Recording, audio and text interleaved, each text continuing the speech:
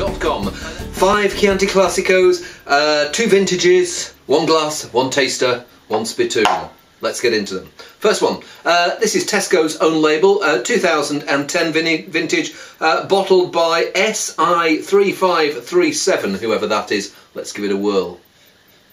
Interesting, this. It's like there's well, what I'm looking for in Chianti. It's got quite a bit of plummy weight, but balanced against that, there's a cherry freshness. How can you get the two reconciled? Well, let's taste it and see whether they do reconcile. And that's good, chewy Wednesday evening wine. Not amazing concentration. Not afraid to have its acidity and tannin, but just the perfect thing to bite against. Yes, so it's something that's got quite a bit of protein in there. Maybe I'd have it with some hard cheeses or a steak, but maybe sausages if it's Wednesday night. Not amazingly complex, but yeah, good Wednesday night glug. Let's try the next one. So this is again 2010 vintage. This is Castellari 2010. Well, I've just checked the alcohol on the first one. Can't believe that these two are both the same level. This one smells like it's going to have a lot more plummy plushness, and maybe it's more on that plums and the dark berries and black currants, and the cherry is just lurking in the background. Feels like it's going to be a heartier, throatier wine. So maybe instead of if the first one's the Wednesday night wine, this maybe is the weekend wine.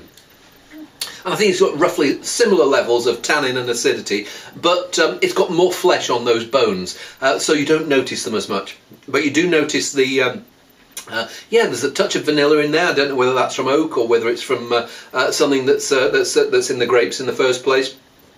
And there's a freshness about it. There's plums, and then these cherries do kick in, and it's more the cherry kernel, and it's dark cherries as well. Tasty wine. For me, a big step up. Not that I didn't like the first one. I like that. Tasty wine. Right, wine number 3. This is San Felice Chianti Classico 2009. Let's give it a whirl. Well, it's a year older, but it actually smells quite a bit more mature than that. There's the cherries. There's some of that cherry kernel as well. Maybe a touch of cola too. It smells like it's not going to be as full-bodied as the second one, but slightly fuller than the first one.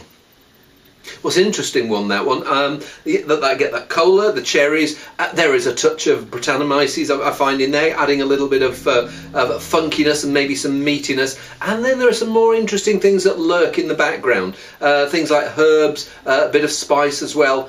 And almost makes me think that I wouldn't be surprised to, I don't know, it feels at the moment like there's maybe 3 years difference between these, the Castellari 2010 and this 2009. Wouldn't be surprised if, like, in a few hours, the Castellari, not looking older or tired by any means, but I wouldn't be surprised if this one sort of suddenly came into its own. I'll report back on that one. Not as good as a Castellari for me, but as I say, I will report back. Wine number 4, Poggerino. I never know whether it's Poggerino or Poggerino. I'm going to call it Poggerino. Poggerino 2009 Chianti Classico.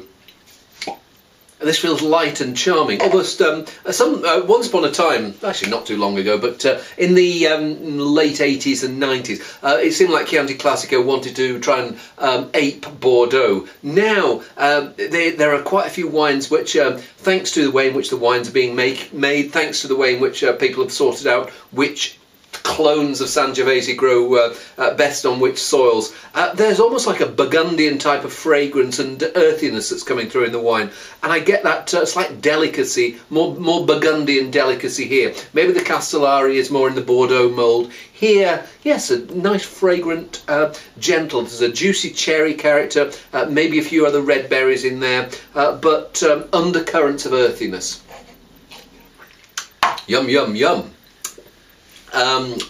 Yes, there's it has the effortless allure of great wine. It's not trying to smack you around the head and say, look at me. It just says, here I am, what do you think? And I think, thumbs up. So there's the juiciness, there's the earthiness, there's a real, as I suspected, a real sense of place. It's probably the palest of the wines so far, but in terms of depth of flavour and interest of flavour, it's my favourite. The Castellari was maybe a bit louder. Maybe they polished it just that little bit too much, but both of those, for me, step above the other two so far. Hey, I like it. Wine number 5 to finish with. This is Barone Ricasole Chianti Classico, so Reserva Rocca Gicciada, 2009. Interesting, this one. I think that there is a little bit of Cabernet and Merlot in with the Sangiovese. I'm not sure of the blends for the other 4. Sangiovese will be the main grape throughout. I think you're supposed to have 85% for Chianti Classico, but here I think that there's maybe 12% made up of Merlot and Cabernet, but it feels it's that cherry kernel and spicy earthiness of Sangiovese that's carrying it. It feels like it's quite a plush wine, probably has some things in common with the Castellari, and maybe if those Bordeaux grapes are making their presence felt, there's a slight greenness at the back, that herbal character that you get from Cabernet, and that for me is not a fault. It's actually an attribute, but you get onto, is this authentic Tuscan wine? And I don't want to get bogged down in that debate. It's for me, start off as, do you like it? And then, is it authentic? And lots of other things in the equation. Maybe I'll shut up and taste it. And you could describe it as international if you were being really, really hard on it. There's some of that green, some of those more berry and black currant characters of the Bordeaux grapes do come through. But it's this really nice, juicy, cherry-ish Sangiovese, and that earthy bit of cola. I get cola in quite a lot of Sangioveses. That's really the main event. Those Bordeaux grapes just adding a little bit of polish is maybe the wrong word, but yeah, a few extra attributes. Is it authentic Chianti Classico? Who cares? It's pretty tasty wine. I still think I prefer the Poggioino, but.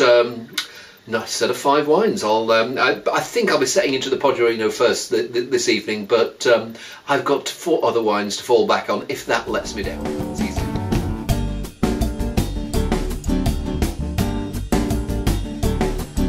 Hi there, Simon from SimonWood.com. Yes, in a slightly different position today. There's loads of things going on in the rest of the house. We've got loads of people coming round in about 3/4 of an hour, and I thought, well, I might as well taste some wine, and then the remainders of the bottles can be there for the delectation of our guests. 5 Sauvignons, and then afterwards I'm going to do 3 Malbecs, so you may see me in this familiar grotty t-shirt later. But the Sauvignons, what have I got? I've got 2 South Africans, 2 Slovenians, and a white Bordeaux. Which I think is mostly Sauvignon, maybe a little bit of Semillon in there. I may be completely wrong. It might have loads of Semillon in there, but if it hasn't, I'll flash up something. You'll be able to find out. It will be easy. You will not have a difficult time.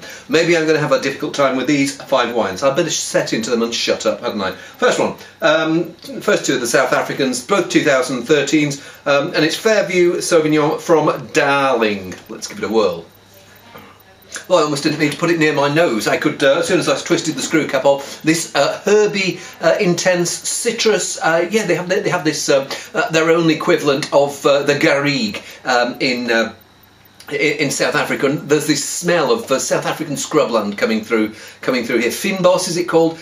So it's like a lemongrass tinted terroir garriguiness, if that's a word. It smells like it's going to be good, young, fresh, perky, tasty. And that's what it is. So yes, it feels like there's something racing around your throat and going, I'm clean, I'm keen, I'm citrusy. If there is a little bit of smokiness in there, I'm not sure whereabouts that comes from, but I get it in quite a few South African Sauvignons, and it's interesting. In the next one I've got, I've found that character in previous vintages of that wine. So I like it. I prefer that Fairview do a terrific Chenin Blanc. I prefer the Chenin to this, but this is pretty decent wine. Next, well, the next one that I was saying about the smokiness, it's from the Waterkloof winery, but it's not Waterkloof label. It's Circumstance Sauvignon Blanc, 2013 from Stellenbosch. Let's give this one a whirl. Now this smells less citrus, less sharp, less Jack Russell-like. Sometimes Sauvignon Blanc has that sappy yappiness about it. Here it feels like it's going to be quite a bit softer and rounder. I don't know whether that's they've done that from lees aging. It feels like it's going to be a fleshier style. I think it's still going to be fresh and lively, but feels like there's going to be a bit more weight, maybe more gravitas to the wine. Let's try. And none of that smokiness comes through when you taste it. What there is, yes, there is some citrus sappiness, and there's bits of more exotic tropical stuff, and things like maybe a little bit of guava in there, but nectarine as well, pears, and it's that bit where you bite into a fresh pear and it goes a little bit gritty. Good wine. Yeah, good wine, and it feels like there's enough weight there to make you think it's still got a good year or so at least ahead of it, and I'd be interested to see what that's like about 2 or 3 years old. Very tasty now though.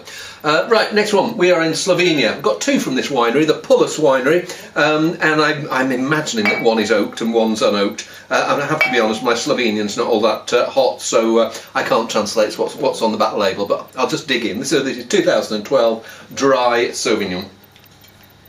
Bit of creaminess, almost like a bit of vanilla. I don't know where that's coming from. And fruit-wise, it's more on the apple side, I'd say, than citrusy. But it smells like it's going to be good, clean, fresh. If I think about things that it reminds me of, it's very much that when I think of the Austrian Sauvignon character, which is maybe halfway between Bordeaux and New Zealand stroke Loire. So it's got a bit of the flesh of Bordeaux, a bit of the yap and sap of New Zealand and the Loire.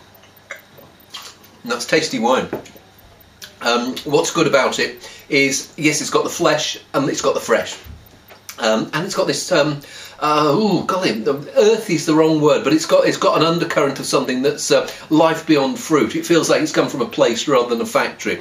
And that's maybe more verging onto that Bordeaux style rather than some of the slightly manufactured is a bit unfair to New Zealand, but it feels this tastes of a place.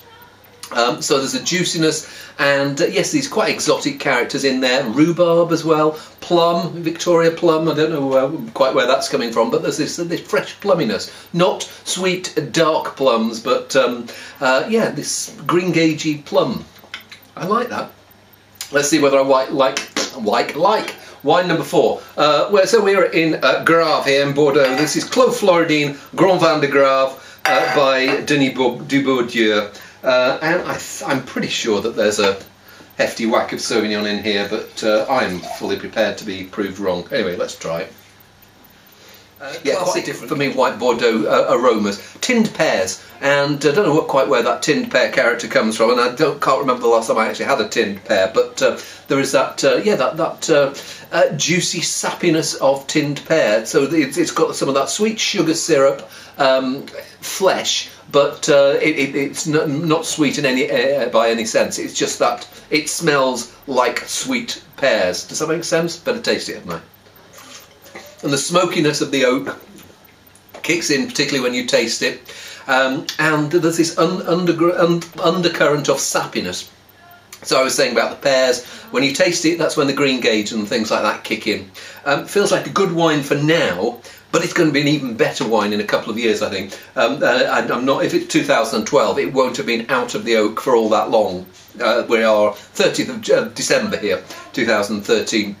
So yes, it's got quite a lot of life ahead of it, and I'd like to see that about the age, 3 or 4 years old, and but as I say, tasty now.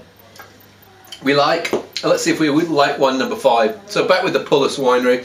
This is Sauvignon 2011 Letnik. Now I don't know what G Pullus. I don't know. Blah blah blah blah. Belongs to the family of Ptuj wines, where the fingerprint of nature is very clearly felt, and etc. etc.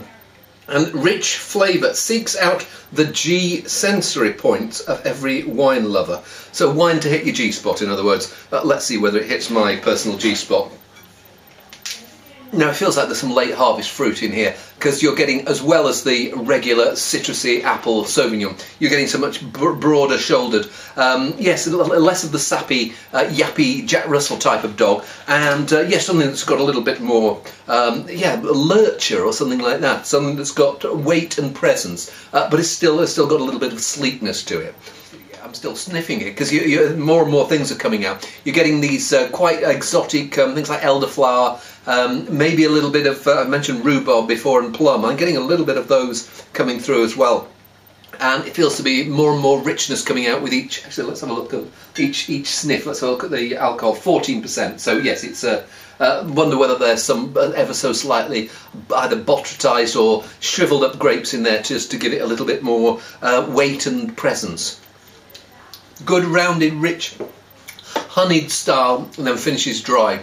Some Sauvignons will sit there and sit with seafood. That's a lot of S's, that, isn't it? Sit there and sip with seafood. This is much more weighty, creamy, bring me garlicky monkfish with a little bit of cream in the sauce, and very tasty. It's interesting, they're quite different styles from all of these wines, and I think all of them have got personality, and there are occasions on which I would like to drink each of them. Favourites? Well, it really is like comparing beef and lamb, and I mean, sometimes you want one, sometimes you want the other. I like them all. It's the 30th of December, so maybe I'd be veering more towards that style, that last Pullus wine, for something to have a glass of when this is finished. And but all tasty. Hope you enjoyed them too. See you soon.